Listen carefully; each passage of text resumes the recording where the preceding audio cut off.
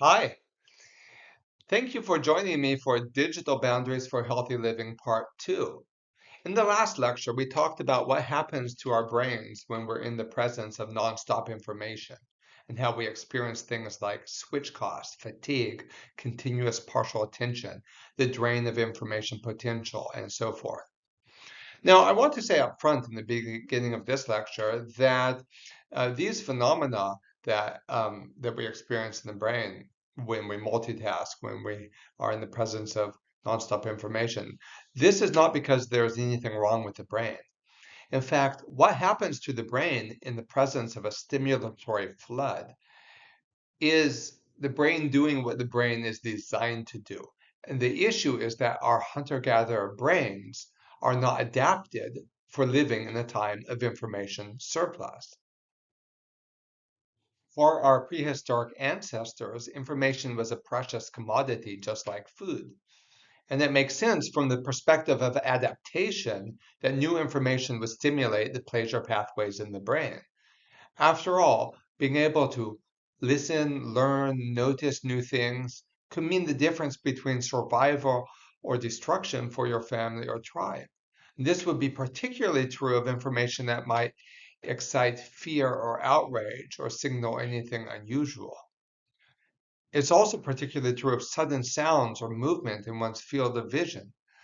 Failure to notice could mean missing a crucial food source or being in danger from a predator.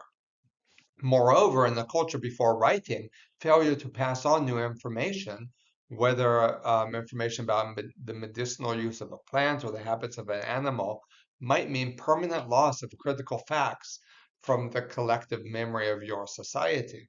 Now, the reason that this didn't throw our Paleolithic ancestors into a condition of chaotic alerting is because the amount of new information available to any single people group was relatively unchanged day to day.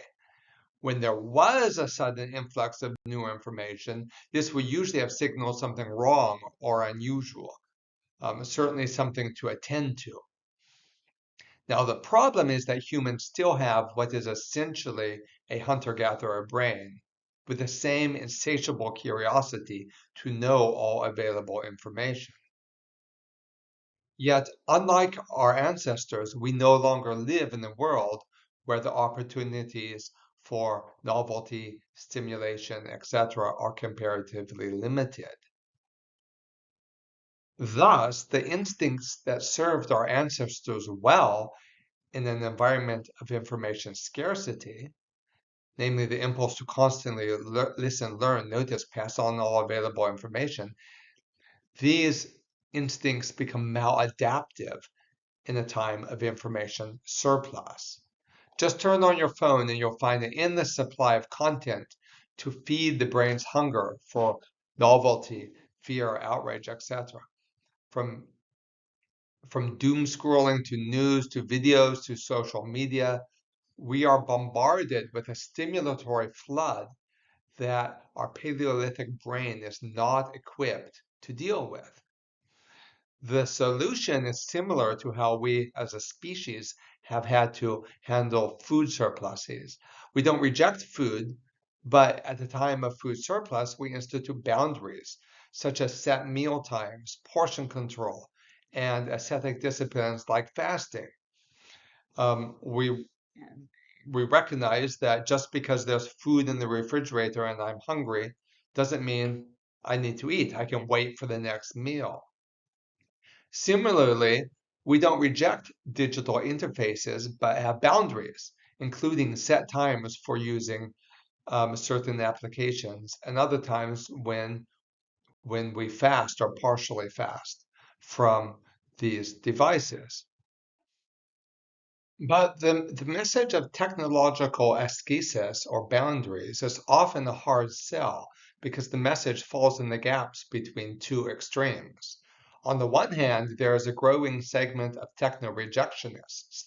And in my experience, people who reject digital interfaces tend to be as uninterested in having a conversation about boundaries as a vegetarian is interested in participating in a seminar on responsible meat purchasing and preservation.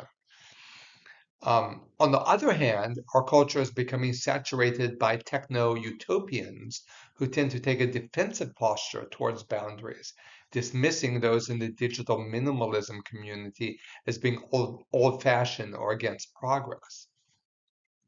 But those of us who advocate boundaries are not anti-technology. In fact, the information I'm sharing in these talks represents true optimism about our digital interfaces because it suggests there is a better way, a more hopeful future. I'm suggesting that it's possible to use our devices without them using us. And the key to unlocking that better future is boundaries.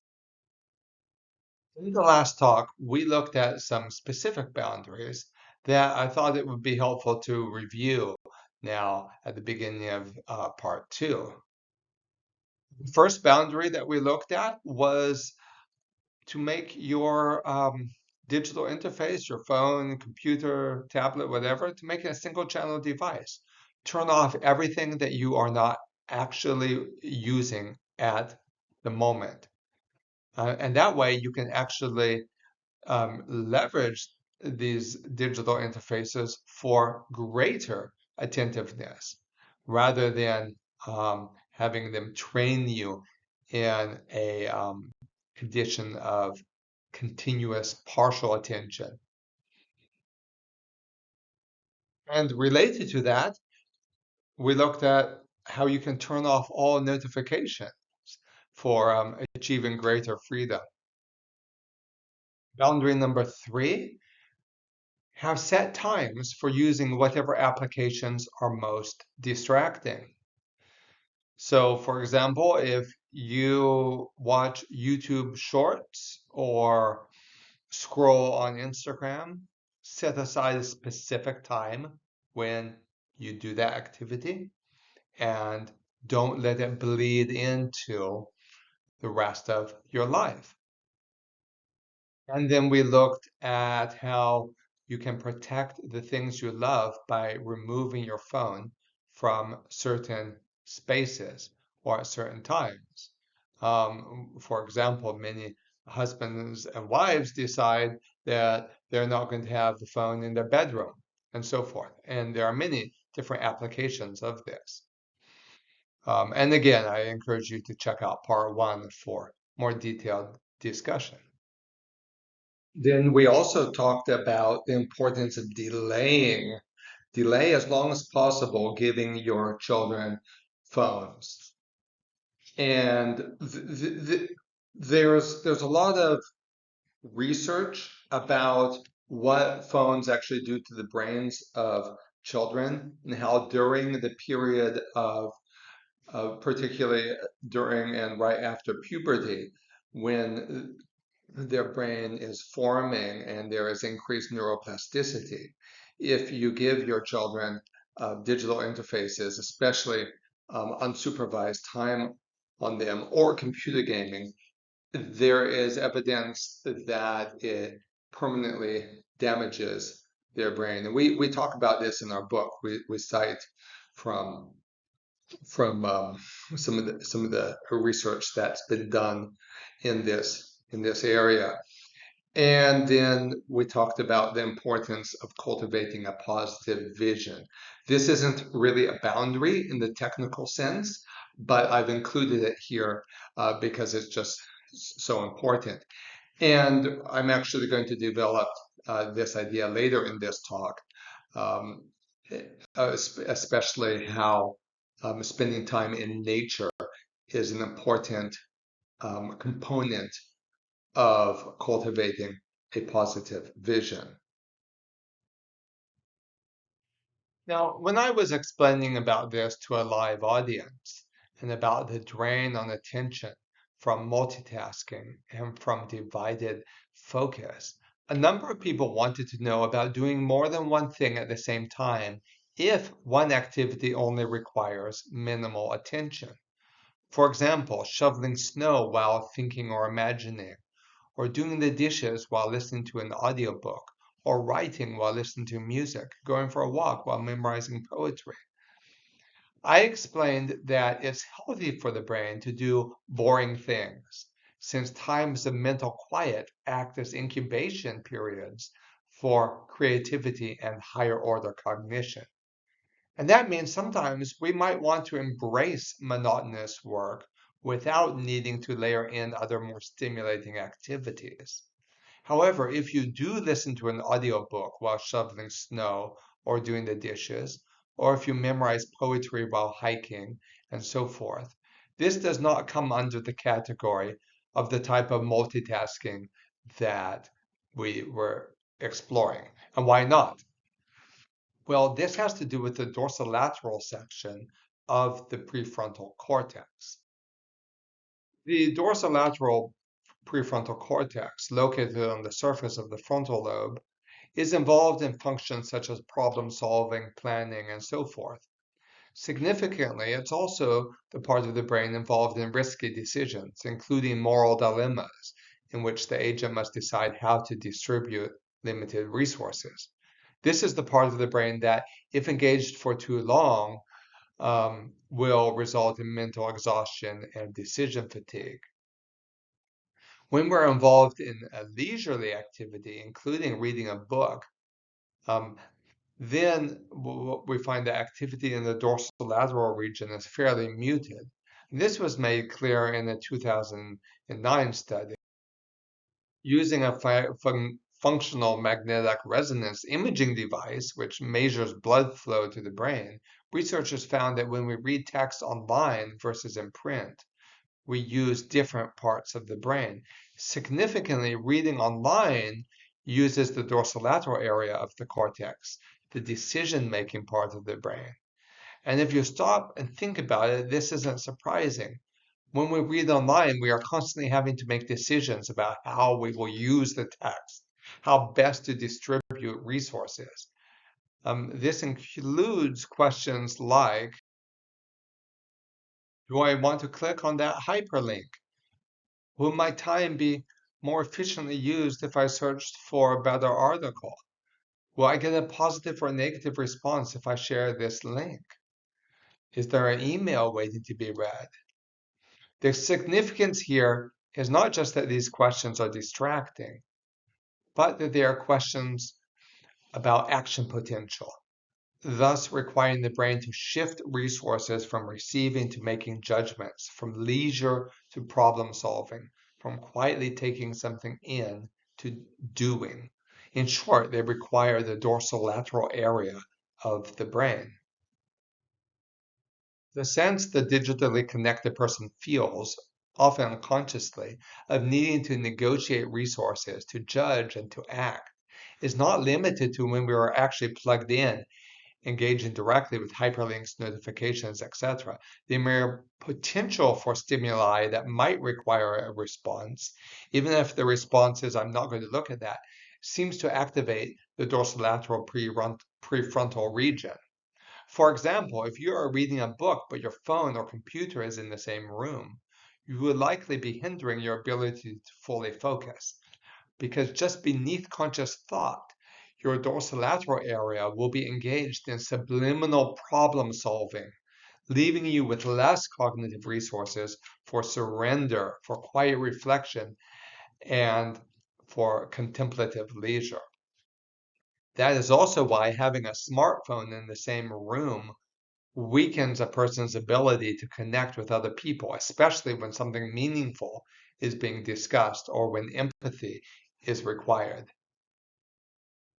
And that brings us back to our earlier question.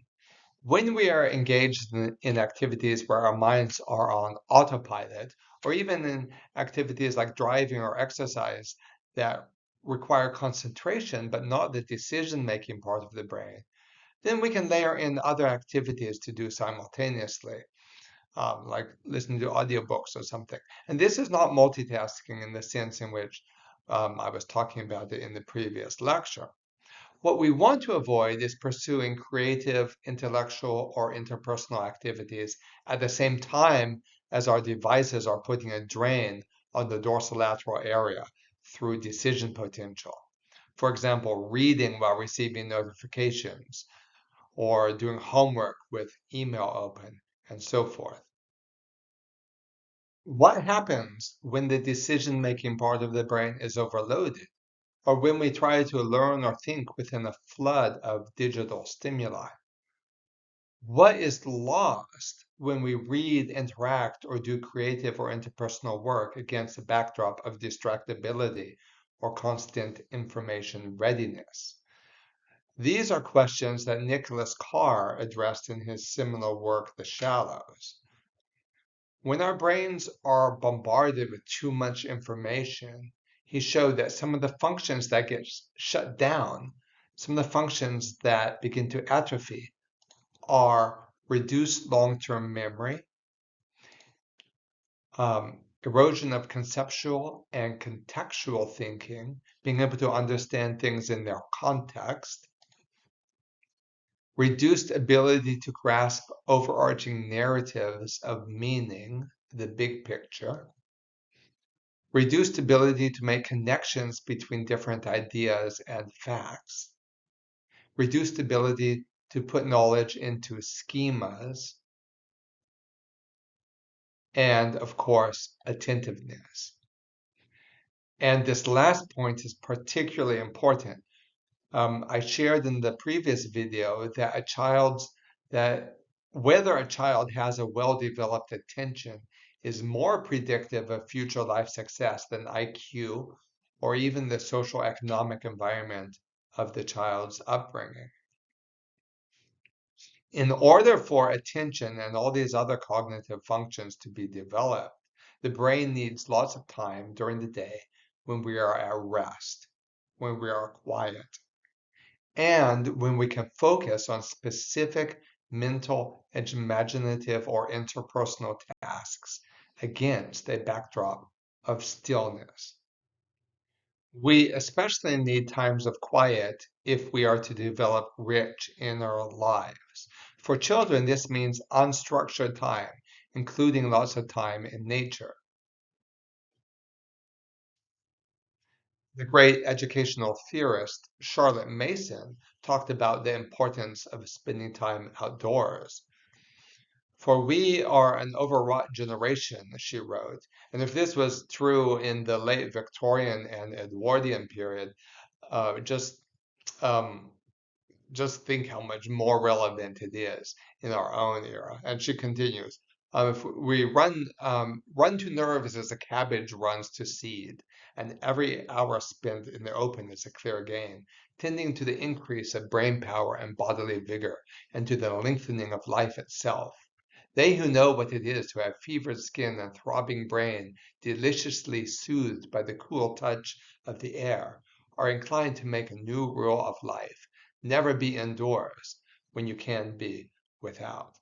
And elsewhere, she wrote, in this time of extraordinary pressure, educational and social, perhaps a mother's first duty to her children is to secure for them a quiet growing time, a full 6 years of passive receptive life, the waking part of it spent for the most part out in the fresh air, and this not for the gain of bodily health alone. Body and soul, heart and mind are nourished with food convenient for them when the children are let alone and let to live without friction and without stimulus amongst happy influences which incline them to good. And she's talking about time spent out in nature. She also observed that a journey of 20 minutes by rail or omnibus and a luncheon basket will make a day in the country possible to most town dwellers, and if one day, why not many, even every suitable day? And I would say if you can't do an entire day, why not 1 hour? Again, long stretches of unstructured time in nature act as incubation periods for the higher cognitive functions, including memory and creativity.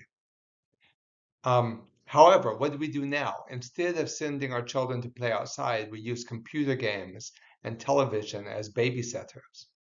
Having experienced the dopamine highs from the stimulation of digital interfaces, children come to find the sights and sounds of nature boring. If we are to combat the hegemony of the new digital order. We must prioritize opportunities for stillness and unstructured creativity. And that means times when the phone is off, and even times where we let ourselves be bored. By letting ourselves lean into quiet and solitude, including long stretches of time when the phone is turned off, we can begin to recover the wonder of the ordinary and the joy in simple things.